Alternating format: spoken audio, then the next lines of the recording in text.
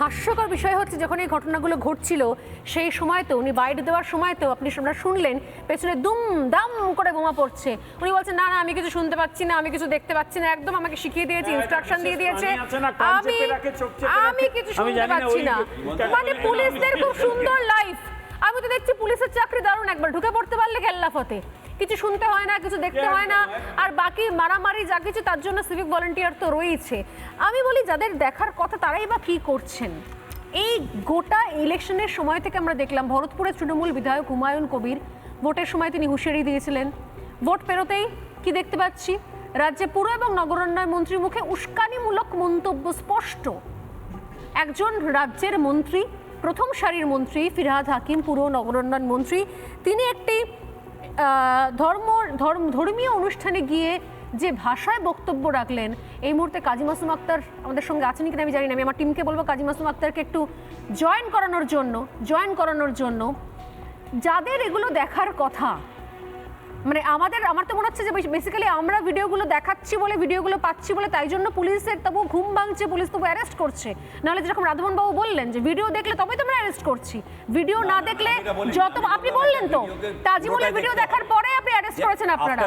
তাজিমুল last 5 বছর ধরে, শুনুন, তাজিমুল লাস্ট 5 বছর ধরে এবারে সালিশি সভা বসায়, তখন আপনারা দেখেননি কেন? মাসুম আক্তারের কাছে আসার আগে আমাকে শোনাবো। মাসুম দা, আপনি আমাদের সঙ্গে থাকুন। ফিরহাদ হাকিম তার সাম্প্রতিক করা সবথেকে বিতর্কিত বক্তব্য একবার শোনাই।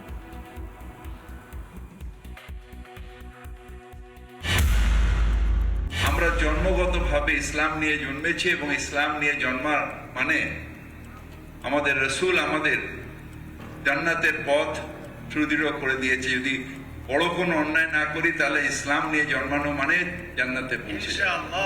যাদের সেই আল্লাহ সেই রহমত যাদের দেননি, তারা যদি তেলাওয়াত এবং কোরআন শরীফের মানে যদি বুঝতে পারেন এবং একজনকেও যদি আমরা ঈমান দিতে পারি, তাহলে আমাদের জান্নাতের পথ একেবারে সুদৃঢ় হয়ে যাবে।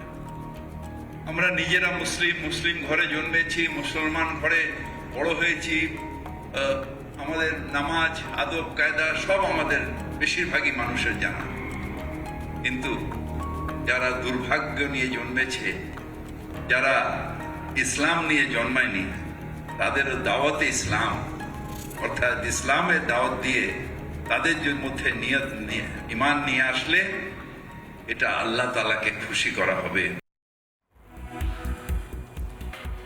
এই ভয়ঙ্কর বক্তব্য শোনার পর আমি কিছুক্ষণ আগে গতকালই ভাবছিলাম যে এই ধরনের মন্তব্য কোনো রাজ্যের মন্ত্রী করতে পারেন বলে আমরা আজ পর্যন্ত ভাবতেই পারি না। এই রাজ্যে চাকরি দিতে পারেনি বলে আমাদের কখনো মনে হয়নি কি আমাদের জান্নাতে যাওয়ার রাস্তা আটকে যাবে। এই রাজ্যে শিল্প আসেনি বলে আমাদের কখনো মনে হয়নি কি আমাদের জান্নাতে যাওয়ার রাস্তা আটকে যাবে। কিন্তু আমাদের এখন মনে হচ্ছে রাজ্যের মন্ত্রীদেরকে যে যাদের দুর্ভাগ্য, যারা ইসলাম ধর্মে জন্মগ্রহণ করেননি, তাদের যে রহমত হয়নি, তাদেরকে জান্নাতে, তাদেরকে যদি একজনকে ঈমান দেওয়া যায়, যদি এই ধর্মের পথে নিয়ে আসা যায়, ইসলামের পথে নিয়ে আসা যায়, তাহলে নাকি জান্নাতের যাওয়ার রাস্তা সুদৃঢ় হবে। এই যদি ভাবনা চিন্তার মধ্যে আমরা থাকি, তাহলে আমাদের রাজ্যে সালিশি হবে না তো কি হবে? আমাদের রাজ্যে পুলিশ নিজের দলের লোকেদের রাধামোহন বাবু সমেত নিয়ে যান, জান্নাতে নিয়ে যান, ওনাদের রহমত হবে। উনি তো বলছেন আমরা আশা করি আপনাদের রহমত হবে, আপনি জান্নাতে যাবেন, আপনাদের রহমত হবে। আমি আসছি কাজী মাসুম আক্তারের কাছে, তারপরে উত্তর দেব। প্লিজ বাকিদের বলতে দিন, থেমে যান। কাজী মাসুম আক্তারের কাছে যাচ্ছি। কাজী মাসুম আক্তার, কি বলবেন আপনি যে এই রাজ্যে যদি এই ধরনের বক্তব্য শুনতে, আমি শুরুতেই বললাম যে আমাদের চাকরি প্রার্থীরা রাস্তায় বসে থাকে, দিন কাউন্ট করে 500, 1000, 800, আমরা কখনো বলিনি কি এদের চাকরি দিতে পারিনি বলে আমরা জান্নাতে যাওয়া হলো না। চাকরি দিতে পারলে আমরা জান্নাতে যেতে পারবো, শিল্প আনতে পারলে জান্নাতে যেতে পারবো, বিরোধী না পাঠালে জান্নাতে যেতে পারবো, পুলিশের কাজ করলে জান্নাতে যেতে পারবো, এগুলো কখনো শুনতে পাইনি আমরা। কিন্তু এই ধরনের ভাষা, ল্যাঙ্গুয়েজ আমরা শুনতে পেলাম রাজ্যের মন্ত্রীর মুখে। সে রাজ্যে সালিশি হবে না তো আর কি হবে? সে রাজ্যে পুলিশ নেশা করে রাস্তায় বেরিয়ে যাকে তাকে চড়থাপ্পড় মারবে না তো আর কি হবে? সে রাজ্যে পুলিশ মাটিতে লুটিয়ে নেশাগ্রস্ত অবস্থায় বলবে না যে কেষ্ট লিবে আর আমি লেবো না, তো আর কি হবে? কি বলবেন কাজী মাসুম আক্তার? মাননীয়ার মন ভালো নেই, মাননীয়া বিপুল জনাদেশ পেয়েছেন, কিন্তু তিনি তো দুর্ভাগ্য নিয়ে জন্মেছেন। তিনি অনেক চেষ্টা করেছেন রাহমত পাওয়ার, তিনি দাওয়াতের খবরও পেয়েছিলেন, ইনশাল্লাহ ইল্লাল্লাহ খোদাফেজ মাথায় কাপড় দিয়েছিলেন, কলেমাটা তার পড়া হয়নি। তাই তিনি আল্লাহর রহমত থেকে সম্ভবত বঞ্চিত হয়েছেন, অনেক কিছু পেয়েও তিনি বঞ্চিত, তিনি বিড়ম্বনা শিকার। তাই তিনি তাজমুল শওকত থেকে বাঁধতে পারছেন না, তার শৃঙ্খলার বেড়াটপি বাঁধতে পারছেন না। তাই 11 কোটি বঙ্গবাসী সুখ দুঃখ তাকেই দেখতে হয়।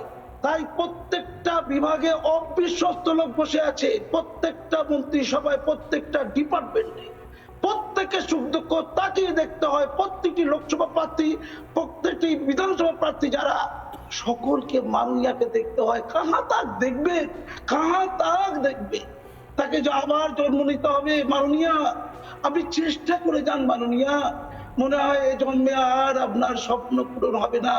সোনার বাংলা হওয়ার জন্য যে শৃঙ্খলা দরকার, যে প্রশাসন দরকার, আপনি কি করবেন? আপনার অবস্থা তো সেই আওরঙ্গজেবের মতো অবস্থা। আপনি অনেক ক্ষমতা রাখেন, অনেক শক্তি আপনার, কিন্তু চারিদিকে এত দুর্নীতিবাজ, অযোগ্য পদার্থ, তাদের একসময় যে লালন করেছে, পালন করেছেন, আপনার নিয়ন্ত্রণের বাইরে তারা। আপনি বাঁধতে চাইলেও তো বাঁধতে পারছেন না। আপনার দুঃখ বুঝি, আপনার বিড়ম্বনা বুঝি। আসলে জন্মিয়ে দেখি ক্রুদ্ধ স্বদেশ ভূমি, আপনি জন্মিয়ে দেখেছেন দুর্ভাগ্য, আপনার সেই সৌভাগ্যের জন্ম যে হয়নি। মাননীয়া, আমরা শ্রদ্ধা করি আপনাকে, আপনার জন্ম যেখানেই হোক, আপনি যা করেছেন, যেভাবে জনাদেশ পেয়েছেন, আপনি ধন্য, আপনি ধন্য, আমরা মনে করি আপনি ধন্য। কিন্তু মাননীয়া, এই নিয়ন্ত্রণের বাইরে যে চলে যাচ্ছে, প্রতিটা পুরসভা, প্রতিটা মিউনিসিপ্যালিটি, প্রতিটা জায়গায় আপনি কি করে যান? 11 কোটি না, আমি জানি না যে পুরসভার কাজ থেকে শুরু করে পুরসভা একসময় অবশ্য এই ফিরহাদ হাকিম বলেছিলেন যে কলকাতাকে বাঁচাতে পারলাম না যখন তাকে অ্যারেস্ট করার কথা হয়েছিল। আমি জানি না যে আর কোন কোন কাজগুলো পেন্ডিং রয়েছে, কোন কোন জায়গা থেকে তিনি মনে করছেন যে তার সেটা পবিত্র কাজ, সেই তার জন্য সেটা সৌভাগ্যের বিষয়, আর বাকিদের জন্য আর কি কি জিনিস রয়েছে দুর্ভাগ্যের বিষয়। কিন্তু এটা আমাদের দুর্ভাগ্য বটেই যে আমাদের নেতামন্ত্রীরা আজকাল এই ভাষাতেই কথা বলছেন। আমরা তুলনা করতে পারি, আমরা বিহার, আমরা মণিপুর, আমরা মধ্যপ্রদেশ, আমরা উত্তরপ্রদেশ, আমরা যে কোনো রাজ্যের সঙ্গে নিজেদেরকে তুলনা করতে পারি, কিন্তু মনে হয় আমরা আমাদের নিজেদের সঙ্গে নিজেদের তুলনা কবে করব? নিজেদের আয়নার সামনে দাঁড়িয়ে চোখে চোখ রেখে প্রশ্ন কবে করব যে আমরা কিসের জন্য ভোট দিই?